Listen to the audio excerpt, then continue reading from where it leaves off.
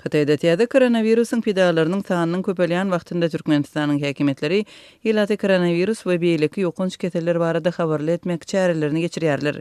Bu barada habar berýän Azatlyň Aşgabatdaky habarçylarynyň sözlerine görä şoňlar paýtagtda ilaty ýazmaça görnüşde çap edilen maglumatlar paýlanýar. Bukletleri diňe keterhanalarda we klinikalarda ýaratman, eýte kärhanalarda, mekteplerde we öýme-öý aýlanyp gowşurýarlar. Men bu işiň möçberini ketkitlep bilmerin, emma tanışlarymyň ähleti öz ýanlaryna baryp gyýtgy düşündürüşleriň berilenligini we howpyň bardygy hut koronawirus barada göne aýdyp çap edilen şeýle maglumatlary gowşurýanlygyny aýdýarlar diýip habarçymyz belliýär. Onuň sözlerine görä, munyň bilen bir wagtda keterhanalarda arasaçylyk çäreleri güýçlendirilipdir. Işgärler gapylaryň tuta başlaryny ýuýarlar, günde 3-4 kedek pollar ýuwlýar, ýüze maskaly ýataglar köpelýär, käbir lukmanlar hem hastalary maska dakynyp kabul edýärler.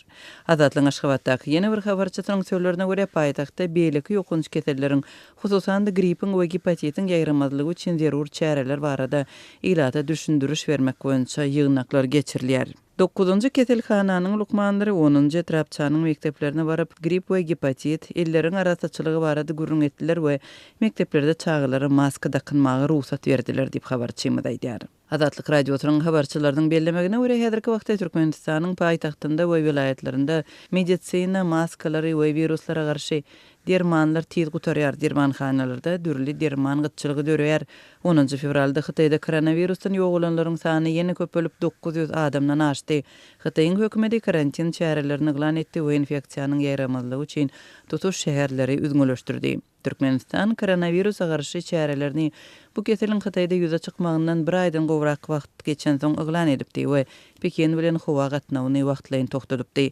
Şol bir wagtda Türkmenistanyň hökümeti Hytaýdan tutuş dünýä ýaýraýan koronawirusyň epidemiýasyny açyk agdaman gelýär we ýurtda alınıp barlayan çäreleri kommentirlemýär.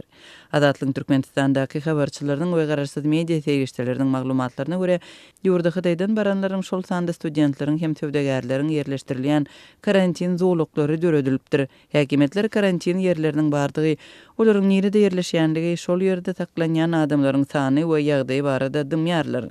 Libapdaky habarçymyz şu sebäpden Hytaýdan gelip karantina düşenleriň ýakynlarynyň şeýle-de ýurduna dolanyp bilmän Hytaýda galýan Türkmenistanlaryň hussarlarynyň howsala düşýänligini belliýär.